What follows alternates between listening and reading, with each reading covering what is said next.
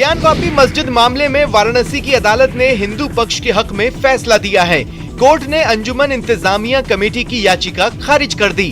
Court ने 5 महिला हिंदू पक्षकार के पक्ष में फैसला सुनाया है। जिला जज A.K. विश्वेश की एकल पीठ ने मामले को सुनवाई योग्य बताया। ज्ञानवापी मस्जिद मामले में हिंदू पक्ष के अधिवक्ता विष्णु शंकर जैन ने कहा कि अदालत ने मुस्लिम पक्ष की याचिका को खारिज कर दिया और कहा कि मुकदमा विचारणीय है। मामले की अगली सुनवाई 22 सितंबर को होगी। ज्ञानवापी मस्जिद मामले के याचिकाकर्ता सोहनलाल आर्य ने कहा, यह हिंदू पक्ष की जीत है। यह ज्ञानवापी मंदिर की आधारशिला है। हम लोगों से शांति बनाए रखने की अपील करते हैं। हिंदू पक्ष की ओर से ज्ञानवापी परिसर में स्थित श्रृंगार गौरी समेत कई धार्मिक स्थलों पर नियमित पूजा अर्चना करने की अनुमति दिए जाने की मांग की गई थी। वहीं मुस्लिम पक्ष ने कोर्ट से इस केस को खारिज करने की मांग की थी। नोटों की इतनी गड्डियां पड़ी हैं कि देखकर आपकी आंखें चौंधिया जाएं। पूरा बिस्तर नोटों की गड्डियों से भरा पड़ा है। इसलिए कोलकाता एक बार फिर सुर्खियों में आ गया। देखिए, नोट गिनने वाली मशीनों को सुस्ताने का भी वक्त नहीं मिल रहा। 100, 200, 500 की गड्डियां गिनी जा रही हैं और फेंकी जा रही हैं। यकीन मानिए, आप में से ज्यादातर लोगों ने एक साथ नोटों की इतनी गड्डियां नहीं देखी होगी। दरअसल कोलकाता में प्रवर्तन निदेशालय के अधिकारियों की छापेमारी के बाद ऑनलाइन गेमिंग ऐप ई-नगेट्स के फ्रॉड का बड़ा खुलासा हुआ। ईडी ने कारोबारी आमिर खान के घर से करोड़ों रुपए जब्त किए। आमिर खान और उसके बेटे निसार अहमद खान के घर पर ईडी ने छापेमारी की तो पलंग के नीचे से अब तक 17 करोड़ रुपए बरामद हुए। ईडी की तहकीकात में ऑनलाइन गेमिंग ऐप ई-नगेट्स का नाम आया है और इस ऑनलाइन गेमिंग ऐप ई-नगेट्स की सदस्यता 200 रुपए में शुरू होती है और फिर करोड़ों का फ्रॉड होता था। सूत्रों के मुताबिक यह ऐप गूगल प्ले स्टोर पर उपलब्ध नहीं है। ऐप को डायरेक्ट लिंक के जरिए डाउनलोड करना होता था।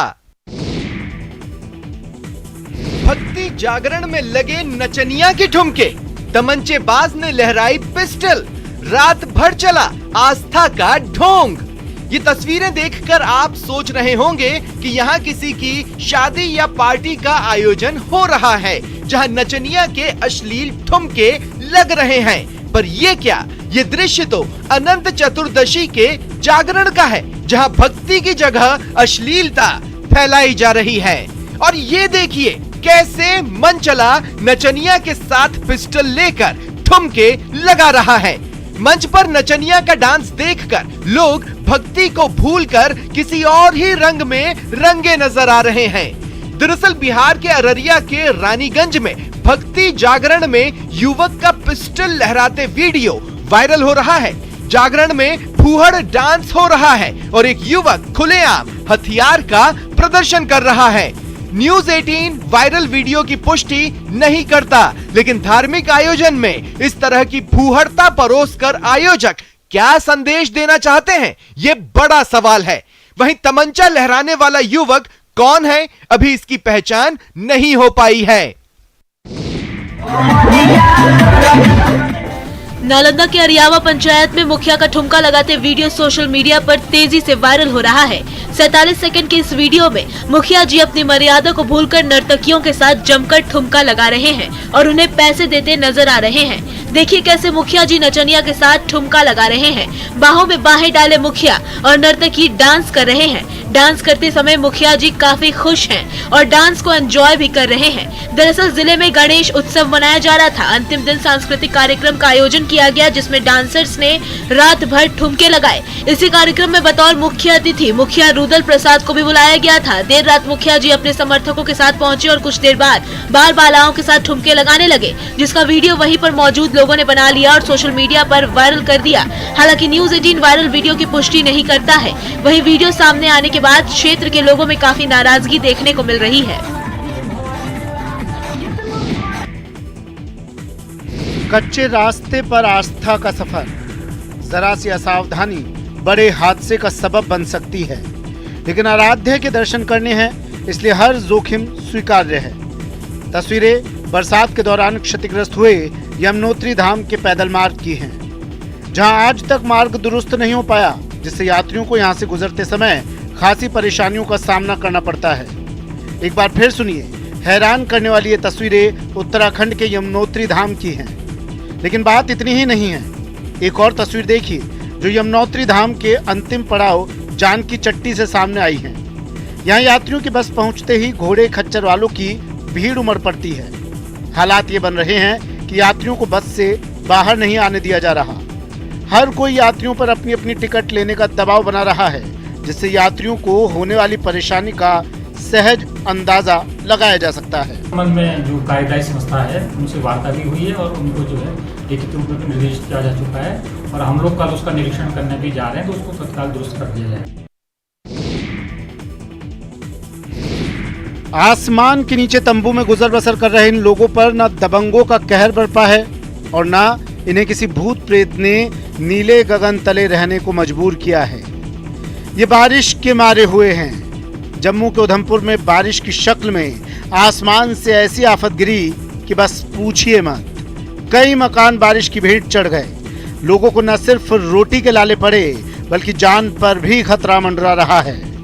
हर आहट से जंगली जानवरों का खौफ पैदा हो जाता है। 20 तारीख इधर की बारिश हुई है और हम उस दिन से बाहर रह रहे हैं कि ये इधर हमारे 7-8 घर हैं वो गिर गए हैं और 20-25 डैमेज भी हो गए हैं। तो मैं यही रिक्वेस्ट करती हूँ कि यहाँ कोई आके देखे कि हमारा क्या हाल है। 20 तारीख को बारिश हुई थी, जब से हम घर से बाहर ही रह रहे हैं। हमारी यहाँ गायें हैं, हमारे बुजुर्ग हैं, बच्चे हैं, हमारा सामान है, बारिश में ही रह रहे हैं। कोई तरपाल लेके रह रहे हैं। एशिया का सबसे बड़ा बांध उत्तराखंड में ही टिहरी डैम है, जिसकी ऊंचाई 260 मीटर है। टिहरी बांध की झील का जलस्तर बढ़ने से तटवर्ती गांव खतरे में आ गया है। मिली जानकारी के मुताबिक टिहरी में लगातार हो रही बारिश से टिहरी बांध की झील के जलस्तर में भी बढ़ोतरी हो रही है, जिससे टिहरी झील से सटे गाँव में भी भूस्खलन और भू धंसाव का खतरा बढ़ गया है। वर्तमान में टिहरी डैम की झील का जलस्तर 828.20 मीटर पहुंच गया है और टिहरी डैम से 194 क्यूमेक्स पानी डिस्चार्ज किया जा रहा है।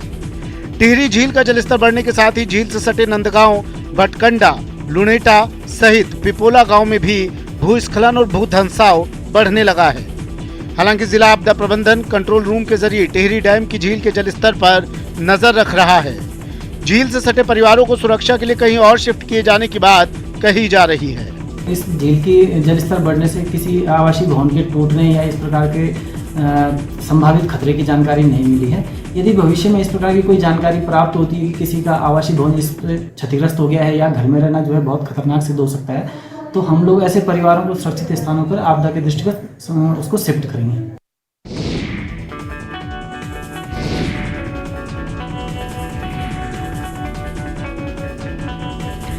देश आजाद हुए 7 दशक से अधिक बीत गए, लेकिन नीमच में एक बस्ती आज भी ऐसी है जहां मूलभूत सुविधाओं के नाम पर रहवासियों को सिर्फ आश्वासन मिलता आया है।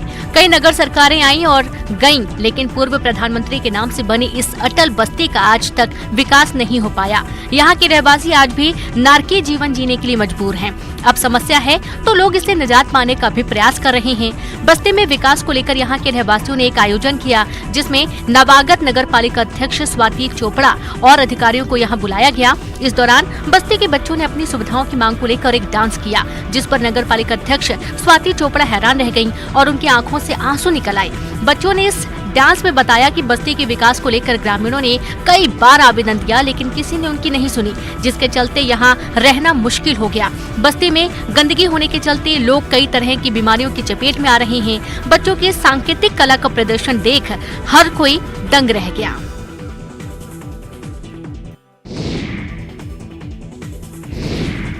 दुनिया में समुद्र तल से सबसे ऊंचाई पर आयोजित मैराथन का रविवार को समापन हो गया। 20 देशों से करीब 6000 धावक ठंडे मरुस्थल लद्दाख में कम ऑक्सीजन और ठंड की चुनौती के बीच दौड़ने पहुंचे। एवरेस्ट मैराथन से भी ऊंची खारदुंगला से लेह बाजार तक मैराथन के साथ ही लद्दाख मैराथन का 9वां संस्करण पूरा हो गया। 7 सितंबर से शुरू हुए आयोजन में 5 किलोमीटर लंबी run for fun, 10.5 kilometre, 21 kilometre की हाफ मैराथन, 42 और 72 किलोमीटर की खारदुंगला चैलेंज और 122 किलोमीटर लंबी सिल्क रूट अल्ट्रा मैराथन की स्पर्धाएं रोमांचित करती रहीं।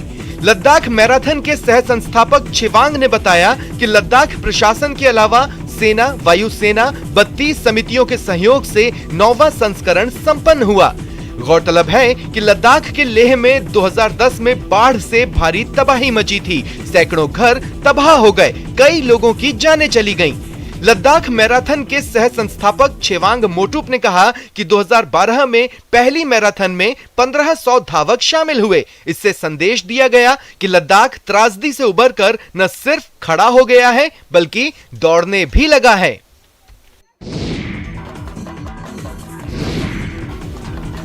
आंखों को सुकून देने वाली ये तस्वीरें केरल के त्रिशूर से आई है। तस्वीरों में ओणम की धूम न सिर्फ देखी जा सकती है बल्कि महसूस भी की जा सकती है। इस साल केरल में होने वाला ओणम फेस्टिवल और भी खास है। इसका कारण है बीते 2 साल तक कोरोना महामारी के चलते इस फेस्टिवल पर प्रतिबंध लगाया गया था। ऐसे में इस बार इसको लेकर काफी धूम है। तस्वीरें पुलिक्कली डांस की है। पुलिक्कली 2 शब्दों से मिलकर बना है। पुलिक यानी तेंदुआ और कली यानी खेल, एक नृत्य जिसे तेंदुए की वेशभूषा पहनकर पुरुष करते हैं।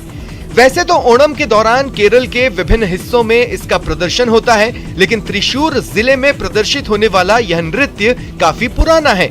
पुलिक्कली में बच्चे और बड़े दोनों शामिल होते हैं। प्रदर्शनकर्ता तेंदुए का मुखौटा लगाते हैं और शरीर को काले पीले रंगों से रंगते हैं। पेट पर तेंदुए का चेहरा भी बनाया जाता है। इस समूह में पुरुषों की प्रधानता होती है। मुखौटा लगाने की वजह से चेहरे की भावाभिव्यक्ति गौण हो जाती है। तोंद वाले पुरुष इसे हिलाकर नृत्य करते हैं, जिसे देखना बड़ा मनोरंजक होता है। शस्त्र से शक्ति हासिल होती है, वो शक्ति जिसके बगैर किसी राष्ट्र का कोई वजूद नहीं होता, या होता भी है तो वो दूसरों की दया पर निर्भर रहता है। तभी राष्ट्र कवि दिनकर ने कहा था, क्षमा शोभती उस भुजंग को जिसके पास गरल हो, उसको क्या जो दंतहीन विष रहित विनीत सरल हो। तस्वीरें कोटा की है। राजस्थान में पहली बार नेशनल डिफेंस एक्सपो आयोजित किया जा रहा है। रविवार को इसका उद्घाटन होना था, लेकिन ब्रिटेन की पूर्व महारानी के देहांत के बाद राष्ट्रीय शोक के चलते इसके कार्यक्रम में बदलाव किया गया। हालांकि प्रदर्शनी आम जनता के लिए खुली रही। और किस तरीके से एमएसएमई सेक्टर को बढ़ावा मिल सकता है, वहां पर उनके उत्पादन को, उनके निर्माण को, नए इनोवेशन को, नवाचार एक दिशा मिलती है। उसके लिए एक योजनाबद्ध तरीके से काम किया। डिफेंस एक्सपो में बड़ी संख्या में लोग पहुंचे और उत्साह के साथ सेना के हथियारों और टैंक को देखा। लोगों ने प्रदर्शनी में फोटो और वीडियो भी बनाए। अपनी जान बचाने के लिए लोग सिर पर पांव रखकर भागते हैं, लेकिन इसके साथ ऐसी कोई मजबूरी नहीं है। ये अपने फर्ज के लिए दौड़ रहे हैं। डॉक्टर को धरती का भगवान यूं ही नहीं कहा जाता। ये देखिए डॉक्टर अपनी जिम्मेदारी को निभाने के लिए क्या कर रहा है। बेंगलुरु के डॉक्टर गोविंद नंद कुमार सर्जरी के लिए अपनी कार से जा रहे थे, तभी डॉक्टर की कार भीषण ट्रैफिक में फंस गई। इसके बाद डॉक्टर ने बिना परवाह किए बीच ट्रैफिक दौड़ लगा दी। डॉक्टर गोविंद नंद कुमार ने इस बात को ध्यान में रखते हुए कार छोड़कर दौड़ लगानी शुरू कर दी। उनका पहला मरीज पहले से ही सर्जरी के लिए तैयार था। इसके साथ ही कुछ दूसरे मरीज भी थे जो सर्जरी के बाद उनका इंतजार कर रहे थे। नंद कुमार बीच ट्रैफिक के अपनी कार से बाहर निकले और करीब 3 किलोमीटर दूर अस्पताल पहुंचने के लिए दौड़ना शुरू कर दिया। मामला 30 अगस्त का है। मणिपाल अस्पताल के सर्जन डॉक्टर गोविंद नंद कुमार सरजापुर मराठा हल्ली खंड में कार से बीच ट्रैफिक में फंस गए थे। डॉक्टर गोविंद नंद कुमार पिछले 18 साल से महत्वपूर्ण सर्जरी कर रहे हैं। अब तक 1000 से अधिक सफल ऑपरेशन कर चुके हैं। वह पाचन तंत्र की सर्जिकल समस्याओं से निपटने में एक्सपर्ट हैं। 10 लक्षण पर्व के समापन पर प्रतापगढ़ में दिगंबर जैन समाज की ओर से जूना मंदिर से भव्य रथ यात्रा निकाली गई। 2 दिन तक निकलने वाले इस रथ यात्रा में गुजरात, मध्य प्रदेश और महाराष्ट्र से बड़ी संख्या में जैन धर्मावलंबी पहुंचते हैं। रात को निकलने वाली इस रथ यात्रा में श्रद्धालु सज धज कर डांडिया करते हैं। जूना मंदिर से शुरू होकर यह रथ यात्रा सूरज पोल होते हुए माणक चौक तक पहुंचती है। यहाँ पर सजाए गए विशाल पंडाल में देर रात तक डांडिया की धूम रहती है। भक्ति की सरिता बहती है। यात्रा में शामिल प्राचीन रथ लोगों के आकर्षण का केंद्र रहता है। इस रथ पर अनुपम नक्काशी की गई है। माणक चौक में रंग बिरंगी रोशनी में डीजे की धुन पर युवक युवतियां देर रात तक डांडिया करते हैं।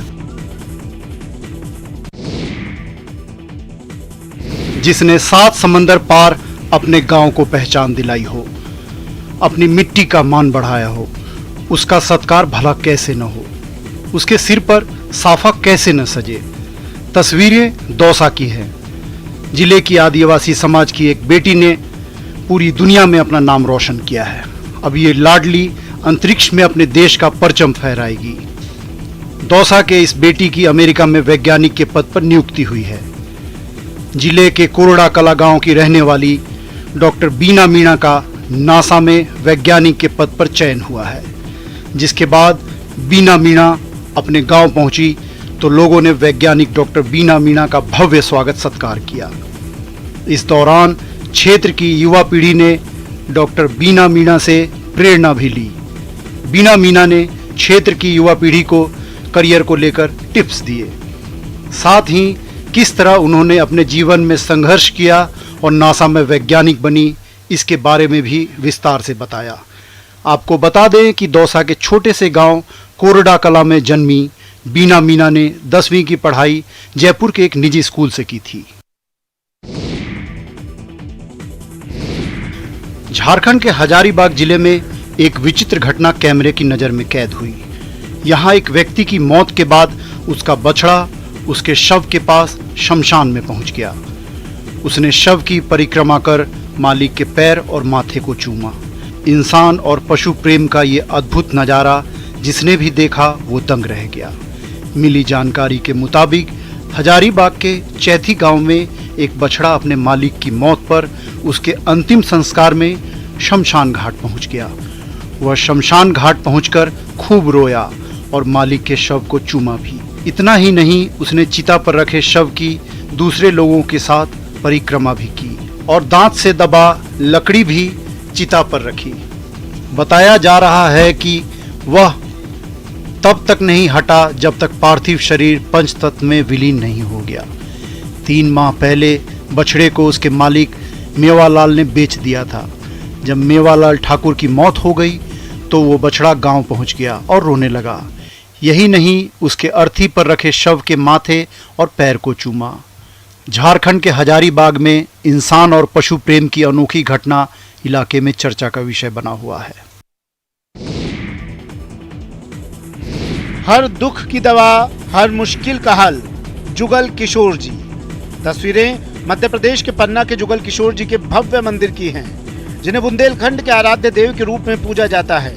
जानकार बताते हैं कि यहाँ पर जो जुगल किशोर जी की प्रतिमा है वो प्राण प्रतिष्ठित नहीं बल्कि उनके 9 विग्रह में से एक विग्रह है। पन्ना की रत्न गर्भा धरती पर हीरा खोजने के लिए लोग यहाँ आकर भगवान से मन्नत मांगते हैं और उन्हें इसका चमत्कारी परिणाम भी मिलता है। यहाँ पर भक्तों के साथ भगवान ने कई तरह के चमत्कार किए हैं। भक्त हिम्मत दास का कर्ज उतरा तो किसी की साधना आराधना से प्रसन्न होकर उसे रात 10:30 बजे दर्शन दिए। मान्यता है कि भगवान जुगल किशोर जी के राज्य में कभी कोई भूखा नहीं सोता, इसलिए भगवान को दोपहर का भोग 2:30 पर और रात की बयारी आरती 10:30 पर होती है, जब सामान्यतः सभी लोग दोपहर का भोजन और रात्रि की बयारी कर चुके होते हैं। पितृपक्ष शुरू हो चुका है। 15 दिन चलने वाले इस महापर्व पर लोग अपने पुरखों को याद करते हुए दान पुण्य करते हैं। पितरों के प्रति कौवे को भोजन करवाने का विधान भी है। ऐसे में एमपी का विदिशा देश में शायद इकलौता काग उद्यान है जहां पूरे वर्ष कौवे को भोजन करवाया जाता है। यहाँ की काग रसोई मशहूर है, जहां प्रतिदिन चावल और समय समय पर रोटी पकाई जाती है। मिली जानकारी के मुताबिक यहाँ पिछले 11 वर्ष से इस विलुप्त होती प्रजाति को बचाने की पहल की जा रही है। 11 सालों से काग रसोई चल रही है। इसके अलावा शहर के होटलों से समोसे, कचौरी और जलेबियां भी प्रतिदिन उठाई जाती हैं और यहाँ कागों और पक्षियों को खिलाई जाती हैं। बहरहाल इन दिनों सैकड़ों लोग इन कौओं को भोजन देने आ रहे हैं। माना जाता है कि पितृपक्ष में किए गए दान पुण्य और उनके सेवा कार्य सीधे उनके पितरों तक पहुंचते हैं और उन्हीं के आशीर्वाद से परिवार में सुख शांति और समृद्धि बनी रहती है। विलुप्त होती कौओं की प्रजाति के संरक्षण के लिए चलाया जा रहा अभियान पूरी दुनिया में विख्यात है। बच्ची की उम्र देखिए, इसके हाथों में नाचती तलवार की रफ्तार देखिए। यकीन नहीं हो रहा ना? हो भी कैसे। 6 बरस के बच्चे हाथों में खिलौना पकड़कर खेलने में ही मग्न रहते हैं, मगर इस उम्र की कोई नन्ही बालिका सार्वजनिक स्थान पर एक वयस्क की तरह तलवारबाजी करे तो देखने वालों के होश फाख्ता हो जाते हैं। हैरत अंगेज नजारा एमपी के सीहोर का है। अनंत चतुर्दशी की रात में निकले सार्वजनिक अखाड़े में 6 साल की एक बालिका वेदांशी ने ढोल ताशों की आवाज पर ऐसी तलवारबाजी की कि देखने वाले हैरान रह गए। आप भी देखिए नन्ही सी बच्ची की अद्भुत तलवारबाजी। मान गए ना, प्रतिभा उम्र की मोहताज नहीं होती। आने वाले खतरे से बेपरवाह रिक्शा वाला आगे बढ़ रहा है, तभी ट्रेन धड़धड़ाती हुई आकर गुजर जाती है। रिक्शे के परखच्चे उड़ जाते हैं। तस्वीरें उत्तर प्रदेश के अलीगढ़ की हैं। ये वीडियो अलीगढ़ में रेलवे ट्रैक पर फाटक को पार करने का प्रयास कर रहे एक रिक्शा चालक का है, जिसमें रिक्शा चालक मौत को चकमा देकर वापस लौट जाता है। एक बार फिर देखिए कैसे रिक्शा चालक ट्रेन की चपेट में आने से बाल बाल बच जाता है, लेकिन उसके रिक्शे के परखच्चे उड़ जाते हैं। दरअसल रिक्शा चालक अलीगढ़ में रेलवे ट्रैक को पार करने की कोशिश कर रहा था, तभी एक ट्रैक पर ट्रेन आती है। वो जैसे ही ट्रेन को देखता है, बचने के लिए रिक्शा छोड़कर भागता है। जैसे ही वो भागता है, तभी ट्रेन आ जाती है। राहत की बात ये कि रिक्शा चालक बाल बाल बच जाता है। ये वीडियो सोशल मीडिया पर खूब शेयर हो रहा है। सचमुच जाको राखे साइया मार सके न कोई, बाल न बाका करी सके जो जग बैरी होए। कीवी एक ऐसा फल है जिसमें शरीर के लिए फायदेमंद सभी पोषक तत्व पाए जाते हैं। बात चाहे शरीर की इम्यूनिटी बढ़ाने की हो या डेंगू मलेरिया में जल्दी रिकवरी की, कीवी का सेवन बहुत फायदेमंद माना जाता है। तस्वीरें उत्तराखंड के नैनीताल की हैं, जहां सेब के साथ अब कीवी की खेती भी परवान चढ़ रही है। इस साल नैनीताल जिले में 50 हेक्टेयर इलाके को कीवी के खेती से जोड़ा जाना है। किसानों को आत्मनिर्भर बनाने पर काम भी शुरू किया जा चुका है। बागवानी में किसानों की आय दोगुनी करने के लिए नैनीताल जिले के 4 ब्लॉकों को बकायदा इस योजना से सीधे जोड़ा जा रहा है।